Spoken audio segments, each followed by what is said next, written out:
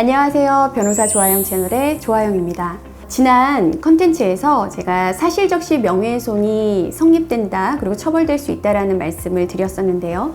이와 관련해서 좀 의문을 가지시는 댓글들이 있어서 제가 오늘 좀 보완하는 개념으로 명예훼손에 대해서 우리가 고소를 당했을 때 어떻게 대처할 수 있는지, 그리고 사실적시 명예훼손을 했을 때 언제나 처벌되는 것인지, 이 부분에 대해서 여러 가지 실제 판례들을 소개해서 말씀드리려고 합니다. 피디님, 제가 질문 하나 할게요. 만약 그 회사에서 성희롱 피해를 당한 피해자가 그렇게 피해를 당한 내용에 대해서 직원들한테 메일을 보내거나 회사 게시판에 만약 글을 게시했다면 명예훼손죄가 성립될까요? 지난번 사례랑 좀 비슷한 것 같은데 될 것 같습니다. 법원에서는 이 사안에서 공공의 이익, 즉 비방의 목적이 없었다는 판단을 했습니다. 그 근거로는 우리가 공공의 이익하면 어떤 사회적인 이익, 그 다음에 국가적인 이익을 생각하실 수 있는데요. 법원에서는 어떤 회사와 같은 특정 집단의 이익, 그 다음에 그 구성원들의 이익도 공공의 이익으로 판단한 것입니다. 보통 우리가 회사에서 상사의 성희롱이라든지 갑질이라든지 이런 것들을 막아야 된다는 것은 구성원들이 가장 관심을 가질 수 있는 관심사잖아요. 그렇기 때문에 그 부분을 알려서 더 이상 회사 내부에서 성희롱이라든지 어떤 상사의 갑질이 이루어지지 않기를 바라는 목적, 그 회사 내부의 공공의 이익이라고 할 수가 있죠. 그래서 법원도 비슷한 취지로 판시하면서 피해자가 그런 내용을 게시한 거는 단지 그 행위를 한 자에 대한 비방의 목적보다는 오히려 그런 피해를 막기 위한 공공의 이익이 더 앞섰다라는 판단을 해서 무죄를 선고한 사례입니다. 그리고 유사한 사례로 어떤 직원이 대표로부터 지속적으로 갑질을 당했던 피해자였는데요. 이 사람 역시도 퇴사를 하면서 본인이 갑질을 당했던 사안에 대해서 SNS에 글을 올린 사안입니다. 그때 그 회사의 대표도 특정이 됐던 사안인데요.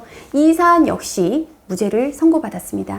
법원에서는 소위 직장에서의 갑질 역시 이 소규모 회사라고 하더라도 그 특정 집단의 공공의 이익으로서 더 이상 갑질은 이루어져서는 안 되고, 그것은 구성원들의 중대한 관심사기 때문에 그것을 알려서 더 이상 그 구성원들이 피해를 입지 않도록 하겠다라는 그런 동기는 공공의 이익으로 봐서 비방의 목적을 부정하고 무죄를 선고하였습니다. 이런 사안을 보면 저희가 성폭력 피해라든지 회사의 갑질, 또 성희롱 피해 사례, 이런 행위를 알림에 있어서 어떤 집단 내부의 구성원들의 피해를 예방하고 더 이상 반복되지 않기를 바라는 공공의 목적이 있다면, 비록 그 부분에 비방하려는 의도가 조금은 있다고 하더라도 주된 동기가 공공의 이익을 위한 것이라면 무죄를 선고받을 수 있습니다. 여기서 이제 주된 동기냐 부수적인 동기냐 이런 부분은 표현을 했던 방법이라든지 그런 시기라든지 여러 가지 구체적 사안을 저희가 검토를 해야 되기 때문에 일괄적으로 말씀드릴 수는 없지만, 좀 전에 말씀드린 것처럼 사실을 적시했다, 이것만으로 언제나 처벌받는 것은 아니라는 점을 제가 알려드리기 위해서 오늘 사례를 소개해드립니다. 만약에 학교폭력 피해를 우리가 폭로한 글을 이제 인터넷에 게시했을 때 이것은 명예훼손죄가 성립될까요? 안 될까요? 될 것 같습니다. 좀 어렵죠. 저 역시도 일괄적으로 말하기가 어려운 부분입니다. 우리가 학교폭력의 가해자로 지목하는 대상이 공인인지 여부도 주된 판단 기준이 될 건데요. 최근 어떤 한 연예인의 학교폭력을 폭로한 사안에 있어서 그 연예인이 폭로한 자를 명예훼손으로 고소를 한 사안이었습니다.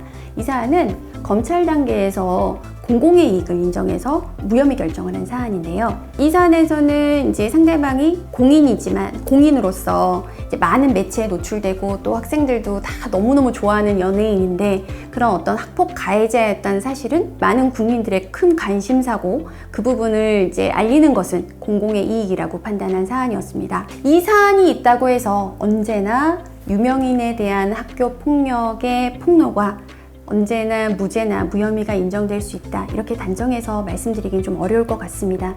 앞서 말씀드렸던 것처럼 그런 폭로를 하게 된 동기라든지 표현의 방식이라든지 이런 것들도 되게 중요할 수 있기 때문에 어렵지만, 그렇다고 해서 언제나 이 학교 폭력에 대한 폭로가 명예훼손이 성립되는 것만은 아니라는 점을 오늘 말씀드리고자 하는 부분입니다. 요거와 더불어서 앞서서는 이제 무혐의 결정이 났지만 또 최근 TV에 출연한 유명한 인플루언서인데 이 사람에 대한 과거 학교 폭력을 이제 폭로한 사안인데 이 사안에서는 폭로자에 대해서 명예훼손죄가 인정이 되었고요. 다만 이런 경우에 이제 명예훼손죄가 인정되어서 법원의 판결을 보면 적은 벌금형에 또 벌금형에 대한 집행유예나 선고유예가 이루어진 사안들이 다수 있었습니다. 그렇듯이 이 학교폭력의 피해자가 폭로하게 된 경위라든지 또 피해를 입었던 어떤 중함이라든지 그런 데 비했을 때 내 가해자가 취했던 태도 이런 것들을 전반적으로 고려해서 비록 유죄를 인정하더라도 그 양형에서는 참작을 해서 선고를 한 것으로 보입니다. 마지막으로 제가 소개할 사안은 가장 최근에 이루어진 선고입니다. 서울의 모 대학의 학생회장인데요. 그 사람이 이제 농아를 갔을 때 어떤 다른 그 학생의 음주운전을 방관하고 그걸 말리지 않고 이제 넘어갔었는데 이 사람 입장에서는 그것이 너무너무 이제 무겁고 해서 공론화를 시켜서 이 부분을 알리고 더 이상 이 학교 내 농활 등을 갔을 때 음주운전은 절대 근절돼야 된다라는 취지로 반성하는 글과 함께 행위를 한 자를 폭로했던 그런 사안이었습니다.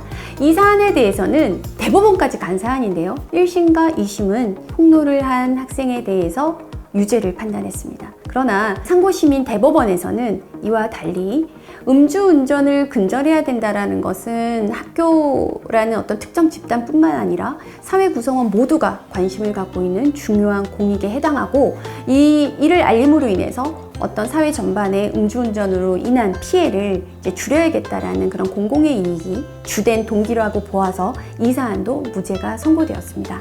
이처럼 제가 오늘 알려드린 5가지 사안들을 유심히 들여다보면 사실을 적시하는 표현이 누군가의 명예를 훼손하는 표현이 담겨 있을지라도 그런 게시하는 글이나 말이 공공의 이익을 위한 것이 주된 목적이라면 저희 법에서는 지금 처벌을 하지 않고 있습니다. 그렇기 때문에 사실을 적시한 명예훼손이 언제나 처벌되는 것은 아니고 공공의 이익이 인정될 경우 처벌되지 않고 또 정보통신망법에 의한 규율이 이루어지는 경우에도 비방의 목적을 부정해서 무죄나 무혐의가 인정되고 있습니다.